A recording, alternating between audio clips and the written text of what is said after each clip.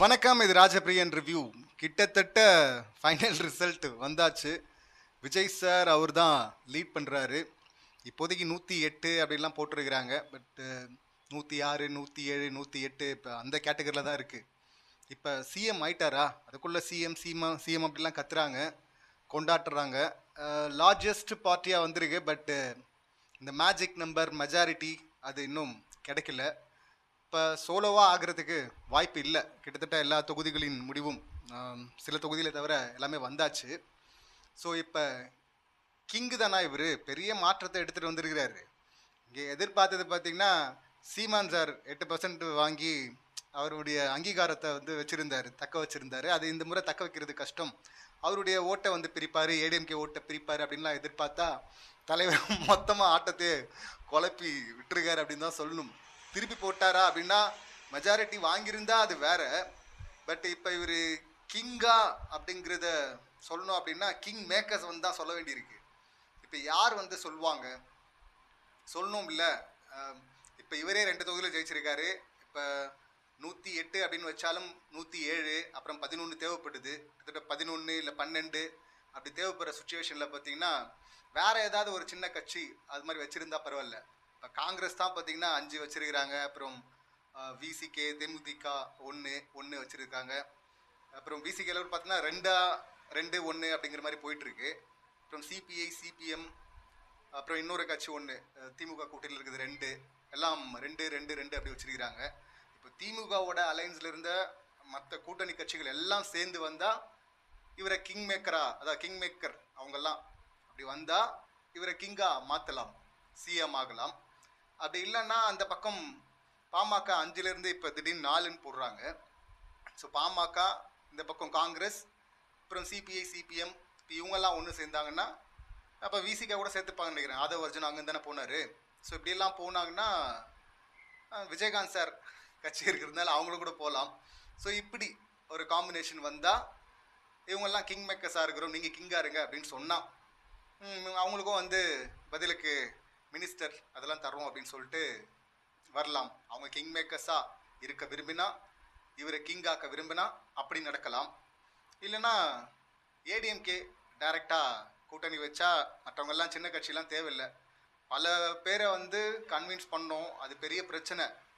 அப்படி எவ்வளோ நாள் வந்து கன்வின்ஸ் பண்ணி வச்சிருக்க முடியும்? 118 தான் தேவைப்படுது அப்படின்னாலும் பார்த்தீங்கன்னா கரெக்டாக 118 வச்சுட்டு ஆட்சி நடத்துறது அப்படிங்கிறது பார்த்தீங்கன்னா பயங்கர ரிஸ்க். அது கூட வந்து பார்த்தீங்கன்னா ஒரு 5 சீட் 10 சீட் இருந்தால் தான் கொஞ்சம் நிறைவாக நடத்த முடியும்.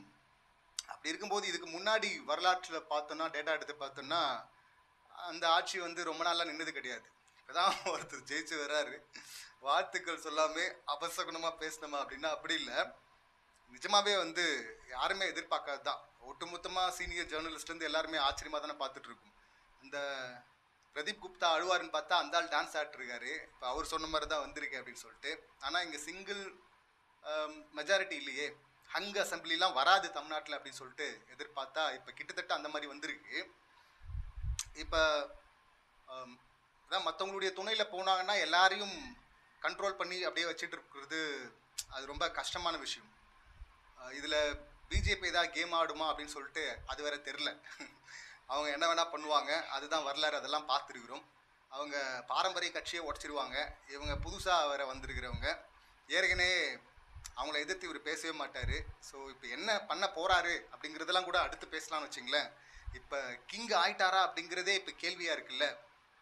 இப்போ யாரெல்லாம் இவரை வந்து கிங் மேக்கர்ஸ், நாங்கள் இவரை கிங் ஆக்குறோம் அப்படின்னு சொல்லிட்டு வருவாங்க அப்படின்னு சொல்லிட்டு தெரியல. அப்படி வந்தது இதுக்கு முன்னாடி பிஜேபியாக இருக்கட்டும், இல்லை ஆம் ஆத்மியாக இருக்கட்டும், இந்த மாதிரி எட்ஜில் மற்றவங்க சப்போர்ட்டில் ஆட்சியை பிடிச்சவங்க பார்த்தீங்கன்னா ரொம்ப நாளாக நீடிக்கல. சட்டுன்னு ரீஎலெக்ஷன் வந்திருக்கு. அதுக்கப்புறம் பார்த்தீங்கன்னா அவங்களே மெஜாரிட்டியாக ஜெயிச்சிருக்கிறாங்க. ஏன்னா இதுக்கு முன்னாடி விஜய்லாம் வந்து அவ்வளோ ஓட் பர்சன்டேஜ் வாங்க மாட்டார் அப்படின்னு பார்த்தா இப்போ 35% வாங்கிட்டு போயிட்டார் அவர். செம்ம லீடு. இவ்வளோ பேர் சப்போர்ட் இருப்பாங்களா அப்படின்னு சொல்லிட்டு எதிர்பார்க்கவே இல்லை, யாருமே எதிர்பார்க்கல. இப்போ அந்த லெவலில் தான் இருக்குது. ஸோ எல்லாருமே பயங்கர ஷாக்கில் தான் இருக்காங்க, இது எப்படி அப்படின்னு தெரில அப்படின்னு. மறுபடியும் ரீஎலெக்ஷன்னா அது தாங்காது இல்லை, அது எந்த கட்சியுமே வந்து அதை விரும்ப மாட்டாங்க அப்படின்னு தான் நினைக்கிறேன். அதனால் என்னை பொறுத்தவரை, எனக்கு தெரிந்தவரை சிஎம் ஆகிறதுக்கான வாய்ப்பு இருக்குது. அதே போல் உடனே சப்போர்ட்லாம் பண்ண மாட்டோம். இப்போ ஏடிஎம்கேலேருந்து ஒருத்தர் பேசினார்ல, அப்படிலாம் சப்போர்ட் பண்ண மாட்டோம் அப்படின்னு சொல்லிட்டு அதெல்லாம் சீரியஸாக எடுத்துக்க தேவையில்ல. அவங்களே கூட திரும்ப வந்து பார்த்தீங்கன்னா அது தனிப்பட்ட அவருடைய கருத்து அப்படின்னு கூட சொல்லிட்டு கூட்டணி வைக்கலாம். அப்படி வச்சா அப்பவும் பிஜேபி கண்ட்ரோலில் தானே இவர் இருப்பார் அப்படிங்கிற மாதிரி போகும். இல்லை எனக்கு பெரிய கட்சிலாம் வேணாம், சின்ன சின்ன கட்சிகள் இருக்கிறாங்க, அவங்கள வந்து கூப்பிட்டு அவங்களுக்கு ஒரு அங்கீகாரம் கொடுக்குற மாதிரி அவங்களுக்கு பதவிகளை கொடுத்து கூட்டணி ஆட்சி அப்படின்லாம் கூட ஆரம்பத்தில் சொல்லியிருந்தார்ல. பட் இப்போ அது மாதிரி சொல்ல மாட்டாங்க. பட் உங்களுக்கு ஏதாவது பண்ணுறோம் அப்படின்னு சொல்லிட்டு கூப்பிட்டு அவங்களோட துணையோட பார்த்தீங்கன்னா இங்கே அதிகாரத்தை பிடிக்கலாம் வாய்ப்பு இருக்குது. ஆனால் மெஜாரிட்டி இல்லை அப்படிங்கிறத ஒத்துக்கணும். எதனால் இப்படி, அதாவது நம்ம காலையிலேயே சொல்லியிருந்தோம், எம்ஜிஆர் சாராவது பார்த்தீங்கன்னா உடம்பு சரியில்லாமல் படுத்துட்டு இருந்தார், அப்போ ஜெயிச்சார் அப்படிங்கிறது வேறு. அதெல்லாம் எம்ஜிஆர் சாரை கம்பேர் பண்ணுறது கூட பார்த்தீங்கன்னா அவர் கட்சி பற்றி ப்ரொமோட் பண்ணிக்கிட்டே இருந்தார் அவருடைய படங்களில். அவர் கட்சியில் ஆல்ரெடி இருந்தார். ஸோ அப்படியெல்லாம் இல்லாமல் இவர் வெளியே இருந்துட்டு அத்தனை தொகுதிகளுக்கும் போகாமல் என் ரிசல்ட்டை பாருங்கள் சார், அத்தனை சார் முக்கியம். அப்படின்னா எஸ், எம்ஜிஆர் பற்றி அவர் சொன்னதை தான் நம்ம கேட்டிருக்கோம், நம்ம பார்த்ததில்லை அப்போ. ஆனால் இப்போ நம்ம வாழ்கிற டைமில் பார்க்கும்போது நிஜமாகவே இது அவரையும் பீட் பண்ணிட்டார், அந்த ஓட் பர்சன்டேஜும் பீட் பண்ணி வந்துட்டார் அப்படிங்கிறது 2026 இப்படி நடக்குங்கிறது பார்த்திங்கன்னா நிச்சயமாக எதிர்பார்க்காத ஒன்று. தமிழ்நாடு எப்போவுமே தனித்துவமானது அப்படின்னு சொல்லிட்டு சொல்லிக்கிட்டே இருப்போம். அது லாஸ்ட்டாக அந்த டீலிமிட்டேஷன் அந்த இஷ்யூலையும் பார்த்தோம்ல, அந்த பில்லை வந்து காலி பண்ணது பார்த்திங்கன்னா முன்னாடி நின்னது பார்த்திங்கன்னா தீவிரமாக எதிர்த்தது பார்த்திங்கன்னா டிஎம்கே. தலைவர் மேலே நிறைய விமர்சனங்கள் இருக்குது. கவின் ஆணவ படுகொலை பற்றி வாயத்துறக்கல, அப்புறம் திருப்பரங்குன்றம் அந்த இஷ்யூ பற்றி பேசல, எதை பற்றியும் ஸ்டாண்ட் எடுக்கல, 234 தொகுதி போல. ஆனாலும் இப்படி ஒரு விஷயம் நடந்திருக்கு அப்படின்னா, நாங்கள் இதுக்கு முன்னாடி எங்கள் டீமில் பேசும்போது ஒரு வேளை விஜய் சார் வந்து இந்த முறை ஜெயிக்கலன்னு வச்சுக்கலாம், ஏன்னா விஜயகாந்த் சார் மாதிரி கமல் சார் மாதிரி போயிட்டாருன்னா அடுத்து திரைத்துறையிலேருந்து ஒருத்தர் வர்றதுக்கு வந்து யோசிப்பாங்க அப்படின்லாம் பேசியிருக்கிறோம். ஆனால் இப்போ இவர் ஜெயிச்சதை பார்க்கும்போது இதுவரை வந்ததெல்லாம் ஒன்றும் இல்லை, இனிமேல் படம் எடுக்க போகிறாங்க பாருங்கள் அடுத்த ஜென்ரேஷன். இப்போ ஏடிஎம்கே கூட பார்த்தீங்கன்னா சொல்ல முடியாது, இப்போ அஜித் சாரை கூட வரமாட்டாருன்னு சொல்கிறல, அப்படியெல்லாம் சொல்ல முடியாது. திடீர்னு பார்த்தீங்கன்னா அவரை கூட இழுத்துட்டு வந்துடலாம் அடுத்து. ஏன்னா அவர் ஏடிஎம்கே ஆதரவாளர் அப்படிங்கிற ஒரு விஷயம் இருக்குல்ல, பிம்பம் இருக்குது. அப்படி வரலாம், இல்லை தனியாக வரலாம், இல்லைன்னா அடுத்த ஜென்ரேஷனில் இருக்கிற தனுஷ் சொல்லுவார் போயஸ் கார்டில் நாங்கள் வீடு கட்டக்கூடாதா அப்படின்லாம், அந்த மாதிரி நாங்கள்லாம் அரசியல் வரக்கூடாதா அப்படின்னு சொல்லிட்டு அவர் வரலாம். சிவகார்த்திகேயன், இன்னும் லிஸ்ட்டில் நிறைய பேர் இருக்கிறாங்க. ஸோ அடுத்தடுத்து அது இல்லாமல் சின்ன தளபதி அப்படின்லாம் சுற்றிட்டு சில பேர் இருக்காங்கல்ல. இப்போ கூட இவருக்காக கேம்பெயின் பண்ணவர் ஒருத்தர் இருக்கார்ல, ஜெயிலா. ஸோ அடுத்து இந்த முதல்வர் கனவோட அண்ணனுக்கு அப்புறம் நாங்கள் தாண்டா அப்படின்னு சொல்லிட்டு பல பேர் வரக்கூடும் இல்லை. திரைத்துறையிலேருந்து வந்தால அதெல்லாம் எம்ஜிஆரோட முடிஞ்சு போச்சு, ரஜினி வந்து மாற்ற முடியும் அப்படின்னு சொல்லிட்டு எதிர்பார்த்தாங்க. அப்புறம் அவர் பின்வாங்கிட்டார், ஓட்டை பிரிக்கிறது எதுக்கு நான் வரணும் அப்படின்னு சொல்லிட்டு, ஜெயிக்கிறதுனா வர்ற ஓட்டை எதுக்கு நான் பிரிக்கணும் அப்படின்னு சொல்லிட்டு உஷாராயிட்டார் தலைவன், பரவாயில்ல அப்படின்னு சொல்லிட்டு எல்லாரும் பாராட்டினாங்க. ஆனால் அதான் சாத்தியமே எல்லாத்தையும் சாத்தியமாக்கியிருக்காருல. இன்னொரு பெரிய விஷயம் என்னன்னா, ஒருத்தவங்க கவுண்டம்பாளையம் ஒரு இது பார்த்து அவங்க ஜெயிச்சிருக்கிறாங்க டாக்டர் அவங்கன்னு சொல்லிட்டு, கேன்சர் நோயை வந்து ஜோஷியத்தால் வந்து குணப்படுத்தலாம் அப்படின்லாம் சொன்னவங்க அவங்கள ஜெயிக்க வச்சிருக்கிறாங்க, ராஜ்மோகனை ஜெயிக்க வச்சிருக்கிறாங்க. ஏன் விஜய் சார், அப்புறம் ஆதவ், அப்புறம் ஆனந்த், இவங்கள ஒரு சிலரை தவிர நிறைய பேரை தெரியாதுல்ல யாருன்னு. அடையாளமே இல்லாதவங்களையும் ஃபஸ்ட்டு விஜய் சார் அவர் பேசும்போது ஒரு தொகுதியும் சொல்லி அதையும் எழுதி வச்சு, இந்த தொகுதி விஜய், அந்த தொகுதி விஜய், இது விஜய் அது விஜய் அப்படின்லாம் சொல்லும்போது காமெடியாக தான் இருந்துச்சு. ஆனால் உண்மையிலே அதுதான் நடந்திருக்குல்ல.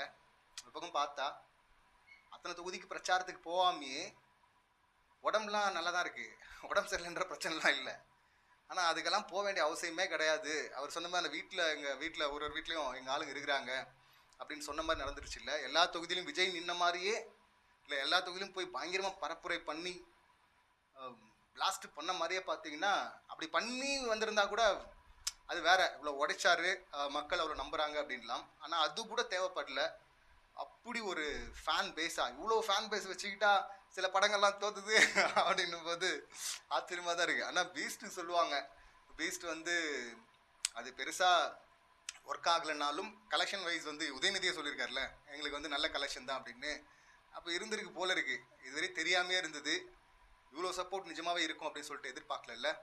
இவங்கெல்லாம் மாற்றம் வேணும் கிடையாது, நாங்கள்லாம் மாற்றம் வேணும்னு நினைக்கும் போது, இல்லை மற்றவர்கள் நினைக்கும் போதெல்லாம் பார்த்தீங்கன்னா, மற்றவர்கள் விஜயகாந்த் சார் வரும்போதோ கமல் சார் வரும்போதோ அப்போல்லாம் வந்து போடவே இல்லை. விஜயகாந்த் சாருக்காவது ஒன்று கொடுத்தாங்க, அப்புறம் 10% ஆச்சு, அப்புறம் எதிர்கட்சி தலைவர் வந்தார். நான் கமல் சார் அவரை கூட ஜெயிக்க விடாமல் பண்ணாங்க. என்ன சொல்கிறது, இதுதான் இல்லை. நான் யூஸ்வலாக கமல் சார் ரஜினி சாரை பற்றி பேசும்போது தான் சொல்லுவாங்க, ஹார்ட் ஒர்க் பண்ணுவார் கமல் சார், அவ்வளோ மெனக்கெடுவார், அவ்வளோ கெட்டப்பு, அந்த ஸ்லாங்கு, ஸ்க்ரீன் பிளேயில் அவ்வளோ உழைப்பு இருக்கும், மேக்கிங்கில் இருக்கும். ஆனால் அந்த படம் ஓடுறத விட ரஜினி சார் படம் பிச்சுக்கிட்டு ஓடும்ல. இப்போ அந்த மாதிரி தான் இப்போ அடுத்து சூப்பர் ஸ்டார் அப்படின்னு சொல்லிட்டு அந்த போட்டி இருந்தது. நீங்கள்லாம் அந்த அளவுக்குலாம் கிடையாது அப்படின்னு சொல்லிட்டு அவரை ட்ரோல் பண்ணப்பட்டார். அதுவும் இருந்தது. ரஜினி சார் இருக்கிறவரே ரஜினி சார் தானே, இவர் என்ன திடீர்னு வந்து அடுத்து நான் தான் அப்படிங்கிறாரு, கரியர் உச்சம்ங்கிறாரு அப்படின்லாம் பார்த்தோம். ஆனால் உண்மையாக அப்படி தான் இருந்திருக்குங்க.